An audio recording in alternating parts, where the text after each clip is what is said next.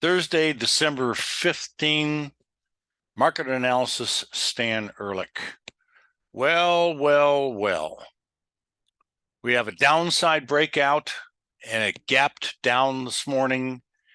These are new lows in the stock market indexes for over a month.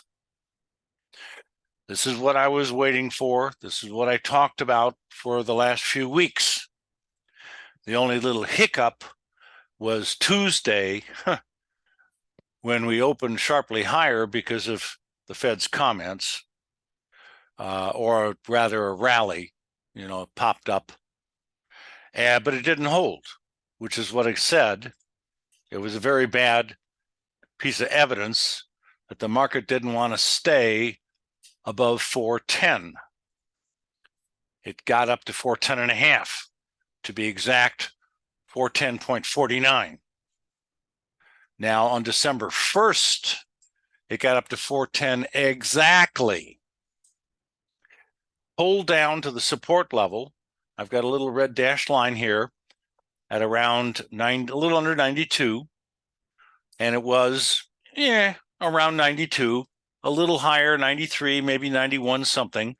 So it's a little zone of lows that we have been looking at, and they're gone now as of this morning, actually last couple hours, since November 11th. All of those lows have been holding around 91, 92. There was one exception, and that was on November 17th, when the low was 90.14. But we're trading at 88.39, this second low and last, coming down fast. Let's look at the 1 minute charts, and the S&P 500 1 minute chart is tanking. This is 11 1/4 lower, which is a pretty healthy, substantial down day to start with. We're only at 10:05 a.m. California time. Now, yes, the short-term 1 minute RSI is getting down to 17, which implies the market is getting a little oversold on a very, very fine-tuned 1 minute to 1 minute basis. So I'm not expecting it to drop too much more in the next couple of minutes. A rally back up to approximately 89, 10, 20, 30 would be normal. And then another turn down would not surprise me a damn bit. How low can she go? Going back to the daily data charts on the spider. Well, we have another support area that's not all that fantastic at about 87 and a half. And remember, we're already 88.07. It's only a half a point away. And at down 1130, we're going to be down almost 12 points when that gets hit. So that's quite a bit. That could stop it. There's another reason why 385 and a half might hold, because there's an old gap that's going to be closed if we get down to 85.12. And that gap occurred from November 9th to November 10th. There's kind of a double gap. There's a bigger one, and then there's a very small one that never finished getting closed. So there are a variety of support levels on the way down. It's just that we're in apparently a long-term bear market, and there's no significant longer-term indications, as far as I can tell, that is going to cause me to turn bullish for any length of time at all. Now, that's, as far as I'm concerned, the end of the October low rally. It worked for 2 months, the second half of October through the first half of December. And we can say that the highest high after October 13th was Tuesday of this week, December 13th. So it's exactly October, November, December, 2 months, middle of October to the middle of December, and that's it. So that was a 2-month rally. Our ER signal trading system picked the bottom of the market on October 13th. You see a green vertical bar there. Remember, I started 50 years ago in this industry in drawing charts by hand, and everybody drew vertical bar charts, open, high, low, close. Candlesticks didn't become popular until approximately 15, maybe even 20 years later. So it's been 30, 35 years since they have been popular for you guys, young guys out there. We also got a fantastic sell signal on the spider back on November 22nd of 2021, and an excellent buy signal here, a whopper of a sell signal here, and again, an outstanding, huge October 13th, 2 months ago, buy signal, and unfortunately, we did not get a sell signal in the last couple of weeks. We don't always get, at major turning points, the signals that we love. But we do sometimes, and that's the ER signal trading system. It's available for TradeStation, and it'll be soon available for Ninja Trader as well. Okay, we have a downside breakout, new lows for over a month, like 5 weeks, probable closing price below 390 would cause me to say exactly the same thing after the close, no changes. If perchance it does rally above 390 on a close, especially above 393, which I do not expect, then that changes the picture a little bit. Not totally, but I might expect a little bit more strength for a day or two, or maybe even less, before another set of new lows. But this is it. I mean, if it stays below 390, then I think we could see tomorrow also be another down day of some significance. Right now, we may be looking at the low of the day because it's coming down to that red dashed line of support level and almost at the gap closure, which would be down to 85.5-ish. And we're 83.20 at the moment. I'm at 388.30 at the moment. Okay, let's talk about the DIA. We're going to see approximately the same thing in the DIA, which has been the strongest index of all of them. It went up the most after October and got above more highs in a larger time frame this week than the spider and especially the Qs, which has been the weakest. So even the DIA, which has been the strongest, is now a new low for 5 weeks also. Support levels are green dashed lines. Excuse me. I had a little cold a couple days ago. And I am obviously expecting this to come down in the next few months to challenge the lows that we have seen in October. I am very bearish, and I have been very bearish for a long time, with occasional reasons to become friendly, not really bullish, for a period of time, a month or two, and that's about it. You saw that we had a head and shoulder bottom back in May, June, July. It worked very accurately. And then we had a double bottom here in the DIA. It was a small head and shoulder bottom in the S&P, and it worked also. But it's all over. Those chart formations have come and gone, and the brand new one is the trading range against historical resistance levels, and now a downside breakout. This is it. This should be the beginning of the next major leg down. This sets up, by the way, a fantastic trade on a short-term basis. And this is an adjustment to what I just said. But, you know, bear markets have rallies and bull markets have dips. I'm talking about the Santa Claus Rally. You're supposed to buy it just before Christmas and sell it at the very beginning of January, sorry. Keep making that mistake. So here we go. My comment is you buy it at 7:45 a.m. California time, 3 business days before Christmas, and that's on a Sunday this year. So it'll be Wednesday next week. You do the exact same thing on Thursday and the exact same thing on Friday. 1/3 of your position on Wednesday, 1/3 of your position on Thursday, and 1/3 of your position on Friday. Now, that's what our research shows us is the best time. This year, hopefully, that will be about the same, but it could be a little different. But definitely, in my opinion, our historical research shows next week, Wednesday, Thursday, and Friday, buy some, buy some, buy some, period. Unfortunately, the Santa Claus Rally has no historical money management technique. That's not good. If you start losing money, I get personally very, very, very concerned.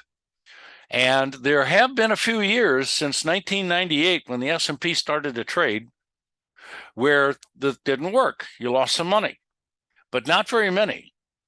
The historical graphics, which we will be putting on our website, which is not finished yet, are really good, especially the last couple of years. So I'm hoping it happens again. Now, when do you get out? The first trading day of January, the first and second trading day of January, and the third trading day of January. You let go of 1/3, then 1/3, then 1/3. At 11 o'clock California time each day.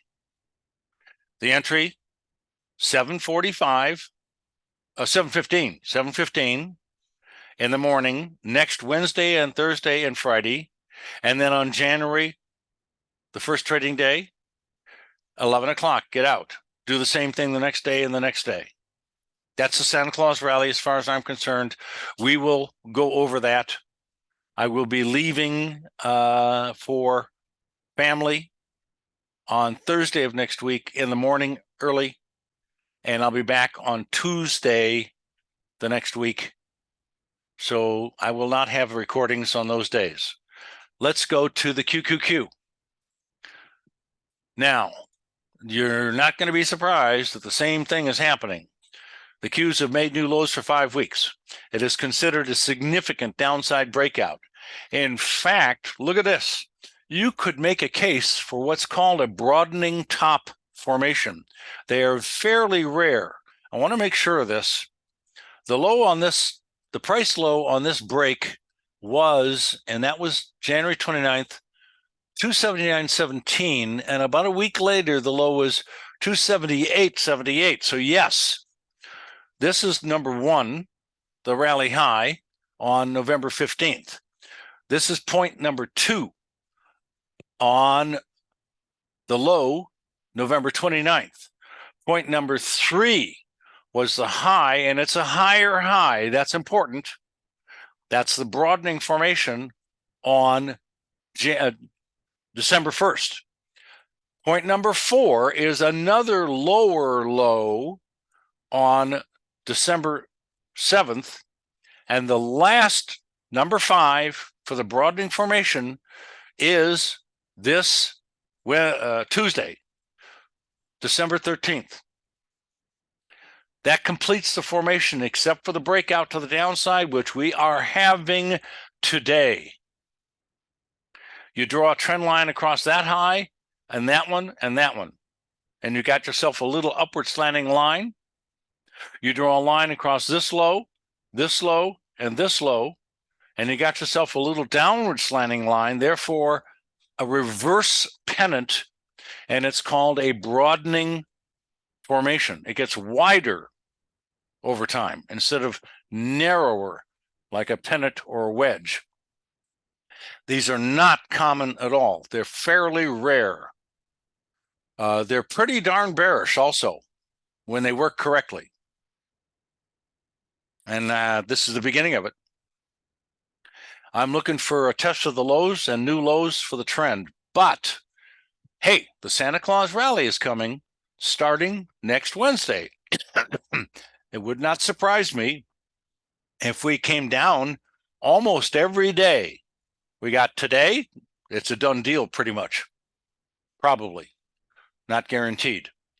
We got tomorrow, and they got Monday and Tuesday, and Wednesday might have the lowest low, or it could start the rally and not necessarily be a lower low than the previous couple of days next week. Doggone it. Lingering cough. So another 2 or 3 days down, and then a rally into the beginning of January, the first 1, 2, 3 days, would be idealistic. They would last about a week, week and a half, and then down again for most of January. That's my forecast. We'll see if it works out that way. So I spent a lot of time here on the stock market indexes this morning, rightly so, because this is a very profound situation. We had what appeared to be, from a fundamentalist point of view, good news about the inflation starting to slow down, a little bit of a lessening of the recessionary fears, but the market shrugged that off pretty darn quickly right after the moment on Tuesday morning and said, no way. We absorbed the bullish information right away, and it just started to slide. So here we are. This is the Russell 2000, by the way. I don't show this chart very often. There's a huge double bottom. The lows in June and a couple of lows in late September and October 13th, of course. Now, that support level is very profound, but it's not that far away. And I think it's going to get broken.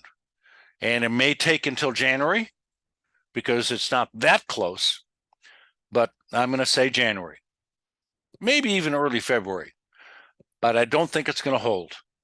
And that's the Russell 2000. I think it's going to get down to 162 and lower in the next 2 months, December and January. Okay, let's look at some futures contracts. Oh, by the way, first of all, forex. We picked the bottom on September 28th in the euro dollar. It was a green ER buy signal, a great one. Now 2 months have passed. What the heck do we have today as we speak? It is a red ER sell signal. This is the beginning today of another substantial leg down in the euro dollar. You're probably going to see the exact opposite situation on the dollar index, the DX. So I am claiming that the euro dollar is starting to go down as of today. It's a red vertical bar. That's our custom code for the ER signals. And the fail-safe protective buy stop is slightly above today's high, no matter where you sell it. If you've sold it already short, or whether you're going to, that is my initial recommendation for a buy stop. Take this with a grain of salt, obviously. I used to have licenses in this industry for 30-some years, and I don't need them now, and I don't have to have them now, so I don't have them now. So I'm the regular guy on the street, except for my 52 years experience as far as the government's concerned. So my opinion is that this is starting to go down. Let's look at the dollar index, and we're getting a red buy signal. And yes, we did get we're getting a green. Did I say red? Green buy signal today. And of course, we had a red buy signal for a sell signal on September 28th. So this is the beginning of a rally in the DX, the dollar index. I don't have yet, that I saw earlier this morning, any signals in the other forex pair symbols, but we did pick the top in the dollar yen a couple of months ago in October. And also, let me get the next one here. The Aussie to the US dollar almost had a bearish engulfing, but not quite, but it wasn't even overbought, so I'm not going to get a signal. But it looks like it's heading down. The US dollar to the Canadian is heading up. And we did pick the top there, and we had a buy signal close to the lowest lows. Not quite, but close. And the Swiss franc, US dollar to the Swiss franc, is starting to head back up, and it got oversold. Doggone it. And the euro dollar to the British pound has a very big rally today after a little bit of a pennant formation, and it's almost getting overbought that quickly. Wow. Okay. Sorry. Apologize for that. Futures contracts.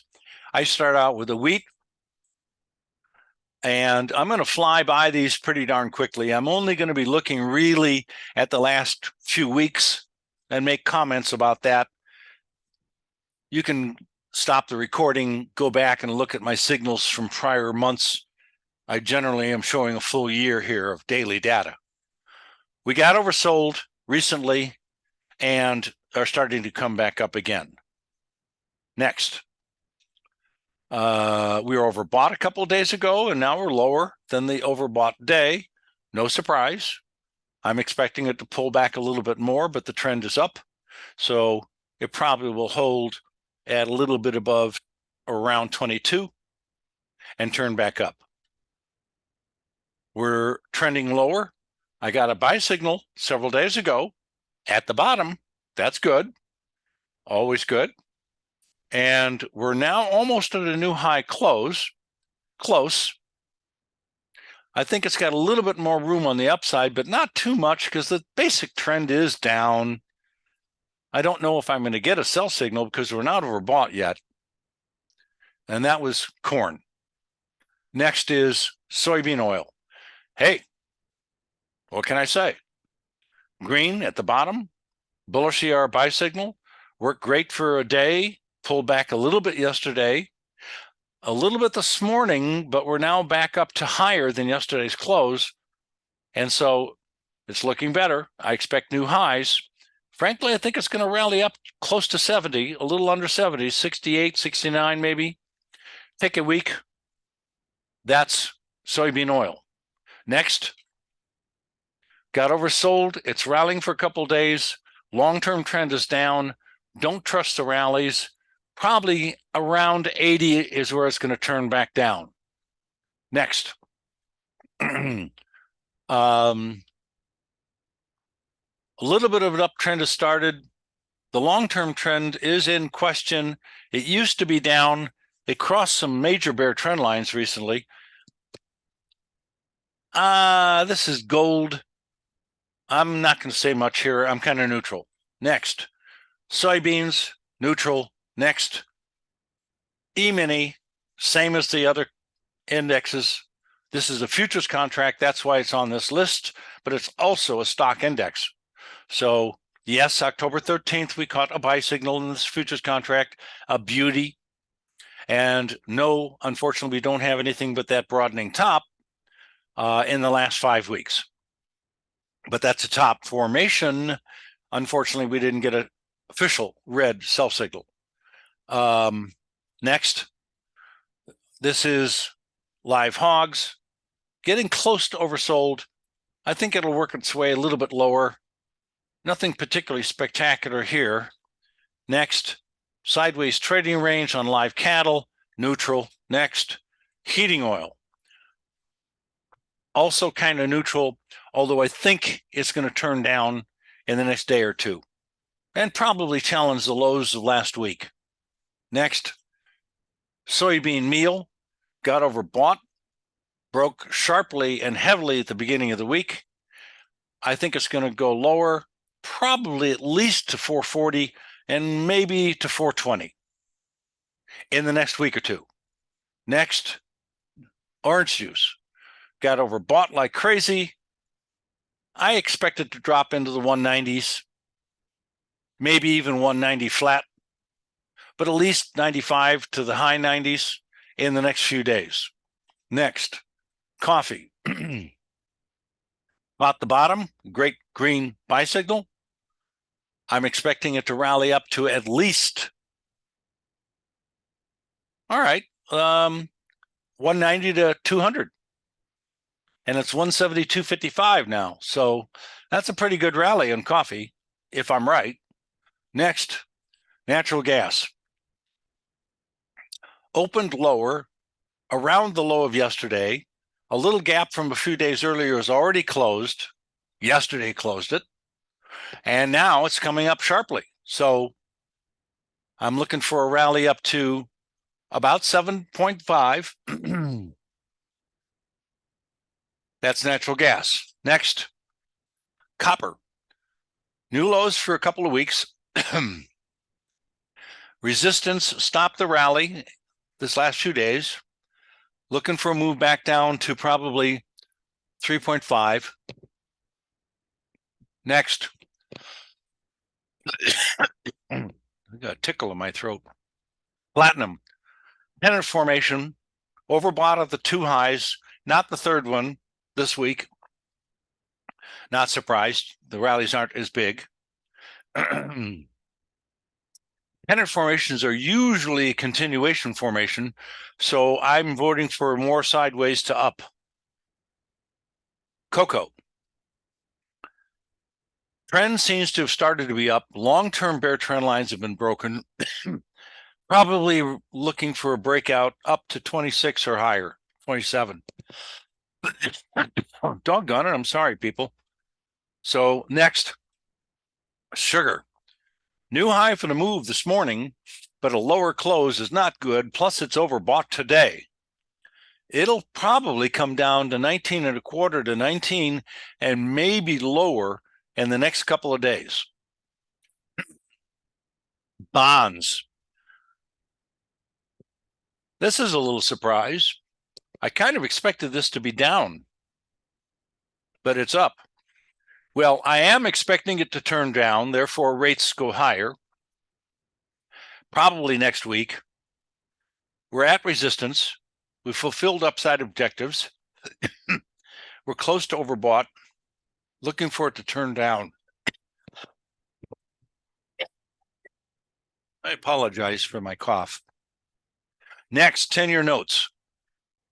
Same kind of comment. Bottom formation worked great. I think it's going to run out of steam a little higher. It might make modest new highs, 116, maybe 117, but not too much. Next, got oversold in wheat. This is the beginning where I started. I'm finished for today. Remember, this has been extremely a profound day with the stock market indexes. And yeah, they're starting to hold here. Like I was a little suspicious on the S&P, currently trading 388.18. And the lowest low was so far this morning 387.89, which has been the low before I started the recording. So sideways since then. I just don't want it to close above 390, especially above 392 or 3. If it stays below 390 on a close, then I think we're going to see more weakness immediately. Have a great day. Thanks for watching the video.